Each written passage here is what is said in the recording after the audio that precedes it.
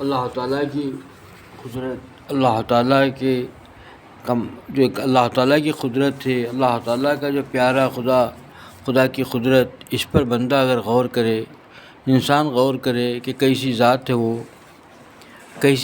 ہے وہ جو ہم کو کھلا رہی ہے، پلا رہی ہے، ہم کو وجود بخشا، ہمارا مالک ہے، خالق ہے، اس دنیا کا بھی، ہمارا بھی، ہر شے کا خالق ہے۔ وہ جو اتنا چھپا ہوا ہے، کوئی اس کو ڈھونڈ نہیں سکتا، دیکھ نہیں سکتا، اور ہر چیز میں وہ آیا ہے کہ غور کرے تو ہر اس کی قدرت کا نظارہ ہر اس کی مخلوق میں نظر آتا ہے۔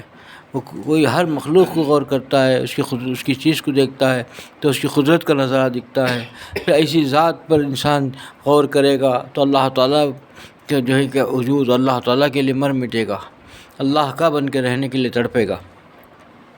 انسان جو ہے اللہ تعالیٰ کی اس قدرت کو اپنے آنکھوں سے دیکھتا ہے لیکن دل کی آنکھوں سے نہیں دیکھتا، تو اس کو کچھ نظر نہیں آتا، اور پھر اپنی منمانی زندگی گزارتا ہے، اپنے نفسانی خواہشات پر جو ہے چلتا ہے، اللہ کا نافرمان بن بیٹھتا ہے، پھر اللہ تعالیٰ کو ناراض کر بیٹھتا ہے، پھر اللہ تعالیٰ کے ناراضگی کی وجہ سے پریشانی میں مبتلا ہوتا ہے، ہائے ویلا مچاتا ہے۔ دوستو عزیزو، کوئی سی ذات ہے جو ہے آج سوچ کے دیکھیے کہ آسمانوں سے بارش برسی، زمین کے اندر گئی، اور زمین سے کیا چیز لے کے آئی، کیا چیز ہم کو عطا کیا، اور جو چیزیں زمین سے اوپر گئی اور اوپر سے کیا بن کے آئی، یہ سب چیزیں خدا کی قدرت کی ہیں۔ ایک چیز پر، اللہ کی ایک مخلوق کو انسان غور سے دیکھے گا تو اس کی قدرت سمجھ میں آئے گی، اور اللہ تعالیٰ نظر آئیں گے، اللہ کی کمال، اللہ تعالیٰ کی طاقت، اللہ تعالیٰ کا وجود سب نظر آئے گا۔ وہ اتنا چھپا ہوا بھی ہے کہ کوئی اسے ڈھونڈ کے دیکھ نہیں سکتا، اور اتنا کھلا ہے کہ ہر شے میں اس کی نظر آتا ہے۔ انسان ہی ہے کہ غافل ہے کہ اپنے خالق و مالک کو نہیں پہچانا، اپنے نفسانی خواہشات پر، شیطان کے نفس کے خواہشات پر چل کر کے اپنے وجود کو جو ہے خطرے میں ڈال دیا۔ دوستو عزیزو، یہی چیز ہے انسان کے لیے۔ انسان دنیا میں آیا ہے تو آنے کے بعد تو سب سے پہلی چیز تو جس نے دنیا میں بھیجا اس کو تو پہچاننا چاہیے۔ کتنا عقل اللہ نے اس کو عطا کی ہے، لیکن عقل کے استعمال کے لیے بھی اس کو اختیار دیا ہے۔ عقل صحیح استعمال کرے گا تو اللہ کے خالق و مالک کو پہچانے گا، اگر غلط استعمال کرے گا تو اسی عقل سے جو ہے دنیا کی ہر شے میں جو ہے وہ سمجھتا ہے کہ اسی چیز سے دنیا جو ہے قائم ہے، یعنی اسباب کو پوچھ کر کے اسباب کو خدا بنا بیٹھا۔ آج جتنے لوگ گمراہ ہیں، جتنے لوگ اللہ تعالیٰ کی نافرمانی اور اللہ تعالیٰ کو ناراض کر رہے ہیں، کفر و شرک کر رہے ہیں، ان کی وجہ یہی ہے کہ اللہ تعالیٰ کے کمال میں کسی کو شریک کر لیا، کہ اللہ تعالیٰ کے علم میں کسی کو شریک کر لیا، تو پھر وہ شریک کر کے مشرک بن گئے۔ اللہ تعالیٰ کے کمال کو نہیں پہچانا، اللہ تعالیٰ کے علم کو نہیں پہچانا۔ اگر یہ پہچان لے اور اس پر چل لے تو پھر بھی اللہ تعالیٰ کے بن کے رہیں گے۔ ایک وہ تھا مومن کی شان کیا ہے، مسلمان کی شان کیا ہے، اللہ تعالیٰ کا جو بندہ ہے اس کی شان یہ ہے کہ ہر چیز اسباب بھی اختیار کرنے سے پہلے اللہ کو یاد کرتا ہے۔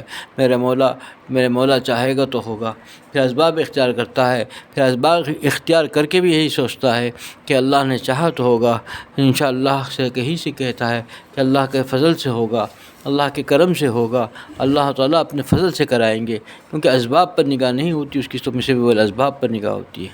کام ہو جائے تو اللہ تعالیٰ کے ہی طرف سے ہوا، اسی پر ہوتا ہے۔ کام ہو جائے تو کہتا ہے کہ اللہ تعالیٰ ہی اپنے فضل سے کرائے ہیں، انہوں نے ہی اپنے فضل سے کرائے ہیں۔ طبیب چاہے کتنا بڑا حاذق ہو، ایک زمانہ وہ تھا کہ ہر دوائی تجویز کرنے سے پہلے یہی کہتا تھا، وہ یہی لکھتا تھا کہ ہو شافی، وہی ذات شفا دینے والی ہے، میرے نسخے میں کوئی شفا نہیں ہے، میں جو لکھنے والا ہوں اس چیز میں کوئی اس کی چیز نہیں ہے۔ اس کا ایک مریض کو بھی لکھتے ہوئے وہ تصور کرتا تھا، چونکہ اس میں اتنے ایسے شفا تھے، اللہ نے ان کے شفا سے بھر دیا، کیونکہ ان کی نگاہ ہر وقت اللہ کے اوپر تھی کہ ان کے ہاتھوں میں ایسی شفا عطا دی، کیونکہ شفا دینے والی ذات تو خدا کی ہے۔ اللہ تعالیٰ پر نگاہ رکھے گا اور ایک مریض کو بھی لکھنے سے پہلے، تجویز کرنے سے پہلے سوچے گا کہ میری اس دوا سے کوئی چیز نہیں ہوگی، کوئی شفا نہیں ہوگا، کوئی چیز کا شفا نہیں ہو سکتا، کوئی مرض دور نہیں ہو سکتا جب تک کہ خدا نہیں چاہے گا، اور خدا ہی کے فضل سے ہوگا۔ جب اس یقین کے ساتھ وہ لکھے گا تو اس کے ہاتھ میں شفا بھی ملے گی، اللہ تعالیٰ اس دوا میں شفا بھی رکھیں گے۔ اللہ جو تجویز کرے گا، جو اللہ تعالیٰ سے دل میں تجویز بھی دے دیں گے، اور تجویز میں ساتھ اس کو جو ہے اس میں شفا بھی ڈال دیں گے۔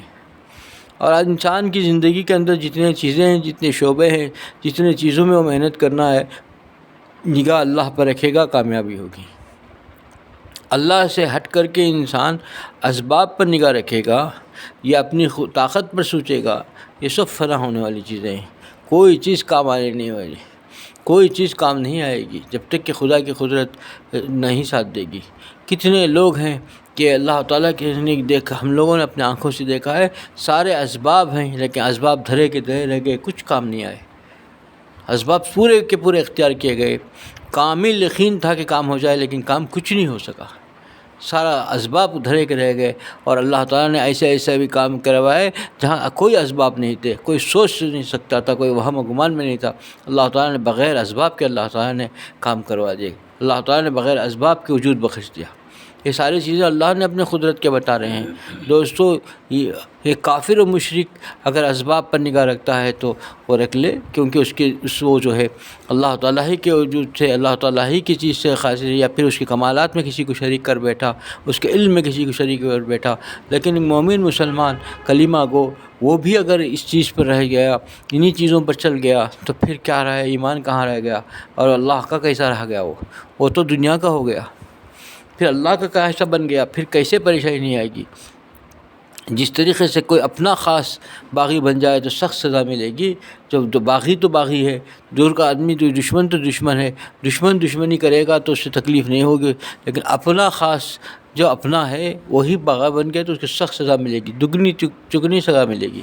یہی ہو رہا ہے آج کہ مسلمان جو تکلیف میں ہیں، ہم لوگ جو پریشانی میں ہیں، اس کی وجہ یہی ہے کہ ہم اللہ تعالیٰ کی کھلا بغاوت میں اتر گئے، اللہ تعالیٰ کی نافرمانیاں کھلا کرنے لگے، کسی چیز پر اللہ کا خوف نہیں رہا، ہم ہر لمحہ اللہ تعالیٰ کے جو ہے اللہ تعالیٰ کے بغاوت میں، اللہ تعالیٰ کے نافرمانیوں میں صرف کر رہے ہیں ہر لمحہ، اور پھر چاہتے کیا ہیں کہ اللہ کی مدد ہمارے ساتھ ہو جائے۔ کتنی بڑی جو ہے بغاوت ہے، کتنی بڑی اللہ کی نافرمانی ہے، اس کا احساس بھی ہم کو نہیں ہے، اور پھر ہم چاہتے کیا ہیں کہ اللہ تعالیٰ کی مدد ہمارے ساتھ ہو جائے۔ اللہ کی مدد ہوگی کہ پھر اللہ تعالیٰ کا کریم ہے، وہ کریم ذات ہے، اور حضرت نبی کریم صلی اللہ علیہ وسلم کی صدقہ طفیل میں ڈھیل دے رکھی ہے، چھوٹ دے رکھی ہے، پکڑ نہیں رکھا ہے، ورنہ تو کیا کچھ کم کر رکھا ہے ہم نے، عذاب کو کیا نہیں دعوت دے رکھی ہے۔ آج ہم سے دین کے کام نہیں ہو رہے ہیں، دین کے کام ہمارے ہو رہے ہیں تو ناقص ہو رہے ہیں۔ اس کے اندر کیوں؟ وجہ کیا ہے کہ اللہ تعالیٰ کو ہماری ضرورت نہیں ہے، ہم کو اللہ تعالیٰ کے ان کاموں کی ضرورت ہے کہ ہم اس کی وجہ سے اللہ تعالیٰ کا قرب چاہتے ہیں، اللہ تعالیٰ سے جو جنت چاہتے ہیں، اللہ تعالیٰ کے عذاب سے بچنا چاہتے ہیں، اللہ تعالیٰ کی محبت چاہتے ہیں۔ تو یہ جتنے چیزیں ہیں، جتنے دینی کام ہیں اور جتنے دینی طریقے ہیں، یہ سب اللہ تعالیٰ کے قرب کے لیے ہیں، اللہ تعالیٰ کے طرف جو ہے اللہ کو متوجہ کرنے کے لیے، اللہ کی محبت کو چاہنے کے لیے، اللہ تعالیٰ کی محبت کو مانگنے کا طریقے ہیں۔ اور اس کے اندر ہی کھوٹ ہو جائے، اس کے اندر ہی اخلاص نہ ہو، پھر کیسے ملے گا اللہ تعالیٰ؟ کس کو ملے گا اللہ؟ دوستو عزیزو، آج ہمارے ہر کام کے اندر اخلاص نہیں رہا، اللہ کے لیے نہیں رہا، سارے کا سارا کام دنیا کے لیے ہو گیا، ہمارے پیٹ کے لیے، ہمارے نفس کے لیے ہو گیا، ہمارے خواہشات کے لیے ہو گیا، تو کوئی کام میں ہمارے اخلاص نہیں رہا، تو ہمارا کوئی کام بھی جو ہے کامیاب نہیں رہا، ہمارا ہر کام میں کھوٹ ہے، کسی چیز کے اندر فائدہ نہیں، نہ ہمارے ذات کو اس سے فائدہ ہو رہا ہے، نہ کسی مخلوق کو اس سے فائدہ ہو رہا ہے، نہ کسی امت کے، اللہ کے جو ہے انسانات دنیا میں جتنے ہیں، کسی انسان کو، کسی جاندار، کسی کو کوئی فائدہ نہیں ہو رہا ہے ہمارے وجود سے۔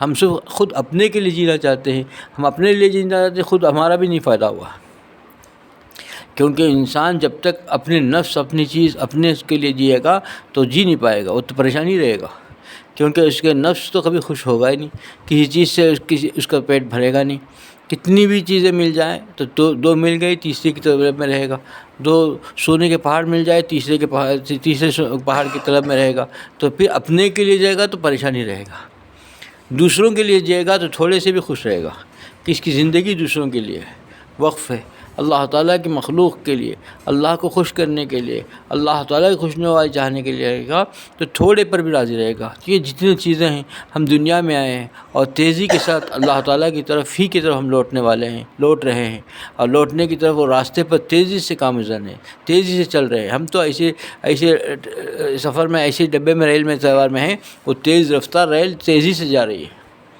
اب ایسے وقت میں انسان کامیاب کا عقل مند وہ ہے جو اس کو صحیح طریقے پر خوش کر لے اللہ تعالیٰ کو، کیونکہ منزل پہنچنا ہی پہنچنا ہے، ہم اس میں سوار ہو چکے ہیں، منزل پہنچنا ہی پہنچنا ہے، مگر منزل میں پہنچ کر کے اللہ کا سامنا ہوگا اور اللہ کے پاس حساب کتاب ہوگا، تو اس کے لیے کیا تیاری کر رکھی ہے ہم نے؟ ہم میں سے ہر آدمی غور کر لے کہ اللہ تعالیٰ کی طاقت، قوت، اللہ تعالیٰ کی بڑائی، اللہ تعالیٰ کی کبریائی کو ہی نہیں پہچانا انسان، اور اپنی نفسی خواہشات پر زندگی گزار لے، تو پھر کیا کی زندگی گزری؟ یہ کیسی زندگی ہے اور یہ کیسے خواہشات ہیں؟ یہ نہ ختم ہونے والے خواہشات ہیں۔ یہ ایک خواہش پر دماغ سے آنکھیں ٹکی ہوئی ہیں، وہ خواہش جیسے ہی پوری بھی نہیں ہوئی، ابھی پوری ہونے کے قریب ہوتی ہے، دوسری خواہش سامنے ابھی امٹنے لگتی ہے اور جو ہے ہاتھ پیر مارنے لگتی ہے۔ جیسے ہی پہلی خواہش پوری ہوئی، دوسری خواہش بہت زور زور سے ہمارے دل و دماغ پہ چھا جاتی ہے کہ ہم وہ بھی کر لیا جائے، وہ بھی مل جائے، ایسا بھی ہو جائے۔ یہ خواہشات کے سمندر جو ہے یہ نفس کا ہے۔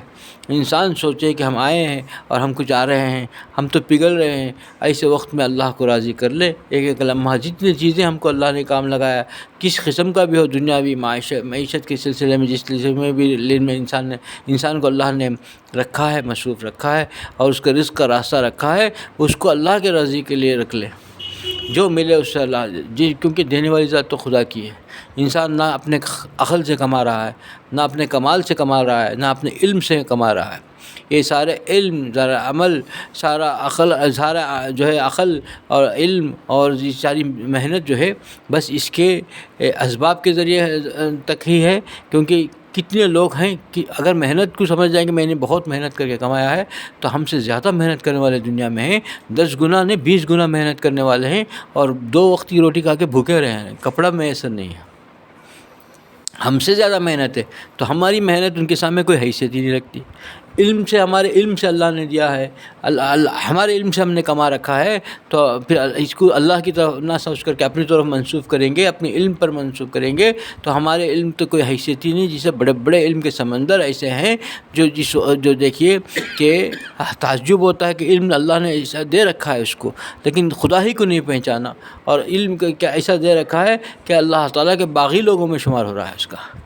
تو پھر علم میں اگر دیکھیں گے تو ہمارے سے زیادہ کیسے سائنٹسٹ ہیں، کیسے چیزوں کا ایجاد کر لیا، اور کیسی چیزوں کو اس نے کھوج نکال لیا، کیسے چیزیں بنوا دی، لیکن خدا ہی کو نہیں پہچان پایا، خدا کا ہی کھوج نہیں کر سکا۔ خالق و مالک جس نے اس کو پیدا کیا، اس نے کئی چیزوں کو پیدا کر لیا، کئی چیزیں اس نے وجود بنا دیا، لیکن جو اس کو وجود بخشا اسی کو نہیں پہچانا، تو علم کس قابل کا؟ یہ علم نہیں ہے، یہ معلومات حاصل کرنے سے کیا ہوگا؟ علم تو اصل وہی ہے جو خالق کو پہچانے، مالک کو پہچانے، علم تو ہی ہے۔ یہ سارے چیزیں جو ہے معلومات سے حیثیت ہے، معلومات سے کچھ نہیں ہوتا، علم کی کوئی حیثیت نہیں، اب اپنی محنت کی کوئی حیثیت نہیں، اپنی عقل کی کوئی حیثیت نہیں۔ عقل تو اللہ نے اللہ کو پہچاننے کے لیے تھی۔ انسان دنیا کمانے کے لیے عقل استعمال کرے گا تو اس نے نہ دنیا ملے گی نہ دین کا رہے گا۔ انسان اپنے آپ کو، اپنے سب کچھ کو اللہ کے لیے رکھے، اللہ تعالیٰ نے جس حال میں رکھا ہے وہ اس سے خوش رہے، اللہ نے جو کچھ دیا اس پر راضی رہے، اللہ سے مانگتا رہے، اللہ تعالیٰ ہی کی طرف رجوع رہے۔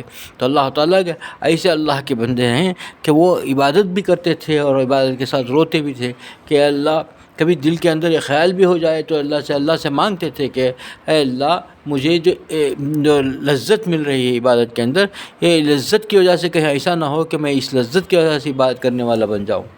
مجھے اس لذت کی وجہ سے عبادت نہیں کرنا ہے، مجھے کرنا ہے تجھے خوش کرنے کے لیے۔ مجھے لذت ملے یا نہ ملے، مجھے اس لذت کا نہیں لینا ہے، مجھے تو خدا تیری رضا دیکھنا ہے، تو خوش ہو جائے، یہ بس ہے، میرا جی خوش ہو جائے، میرا دل خوش ہو جائے میری عبادت سے، یہ مجھے نہیں چاہیے، یہ اصل نہیں ہے مجھے، میرا تو خوش ہو جائے، یہ اصل چیز ہے، یہ مانگنا ہے۔ کیا چیز عبادت تھی؟ عبادت سے بھی وہ نہیں چاہتے تھے، عبادت اللہ کی تعالیٰ کی عبادت سے سکون مل جائے، وہ سکون کو بھی نہیں طلب کرتے تھے۔ وہ چاہتے تھے کہ یہ سکون ہم کو ضروری نہیں ہے، تیرا جو ہے تیری خوشی ضروری ہے اللہ۔ آج انسان جو وہ اللہ والے، یہی اللہ والے، انہی سے دنیا کے اندر جو امن و امان ہے، ہم لوگ سانس لے رہے ہیں امن کا، انہی بزرگوں کی وجہ سے، انہی کے صدقے طفیل میں ہے۔ دوستو عزیزو، ہماری زندگی کو غور کریں. ہماری زندگی غیروں کے طریقے پر رہ کر کے ہم اللہ تعالیٰ کے راستے پر چلنے والے سمجھ گئے تو ہمارا کوئی کام دین کا نہیں ہوگا. ہم سے کوئی اللہ دین کا کام نہیں لیں گے. ہم تو سمجھ بیٹھے ہیں کہ ہم دین کا کام کر رہے ہیں. یہ دین کا کام نہیں ہے، خالی دوڑ دھوپ ہے، اس سے کچھ ملے گا نہیں. اخلاص نہیں ہے ہمارے اندر کے سارے کاموں میں اخلاص نکل گیا. ہمارا اخلاص سے خالی کام ہمارے ہیں. ہماری عبادتوں میں اخلاص نہیں، ہمارے کام میں ہم اخلاص نہیں، ہمارے ذکر و اذکار میں اخلاص نہیں، ہماری کسی چیز میں اخلاص نہیں. ہمارا وضع خطا بھی اخلاص کے ساتھ نہیں ہے، اللہ کے لیے نہیں ہے. یہ بھی دکھاوے کا ہو گیا. ہم خود جو ہے اپنے حسن کے پجاری بن گئے. اللہ کے کہاں رہیں گے؟ ہم خود اپنے حسن کو چاہتے ہیں. ہم چاہتے ہیں کہ ہم حسین و جمیل نظر آ جائیں. اپنے حسن کو سنوارنے میں لگے ہوئے ہیں، اپنے باطن کو سنوارنے کی ہمیں فکر نہیں ہے. اپنے ظاہر کو سنوار کر کے لوگوں کے اندر اچھے نظر آ جائیں. جو بھی آدمی لباس بھی پہنتا ہے تو لوگوں کے لیے، کچھ ذکر بھی کرتا ہے تو لوگوں کے لیے، تلاوت بھی کرتا ہے تو لوگ مجھے نیک سمجھیں، لوگ مجھے نیک دیندار سمجھیں، لوگ میری عزت کریں. تو یہ سارا کام تو دنیا کے لیے، لوگوں کے لیے ہو گیا، اللہ کے لیے کچھ نہیں رہا. تو یہ اخلاص نہیں ہے تو کوئی کام کارگر نہیں ہوگا. آدمی پریشان رہے گا. آدمی کو کیسے پتہ چلے گا کہ میرا اخلاص ہے؟ اپنے اعمال کو دیکھو، اپنی زندگی کو دیکھو. زندگی میں اطمینان ہے، اللہ کی مدد ہے تو سمجھو کہ اللہ راضی ہے. زندگی کے اندر قدم پر ٹھوکریں ہیں تو سمجھے کہ ٹھوکریں کہیں مل رہے ہیں. کہاں ہمارے اخلاص میں کیا کمی آ گئی ہے؟ کیوں ٹھوکریں پریشانی میں مبتلا ہیں؟ اللہ راضی ہے تو ٹھوکریں ٹھالنے تھوڑے دے گا اپنے کو. اللہ کسی سے پیار کرنے لگے تو ٹھوکروں میں چھوڑے گا.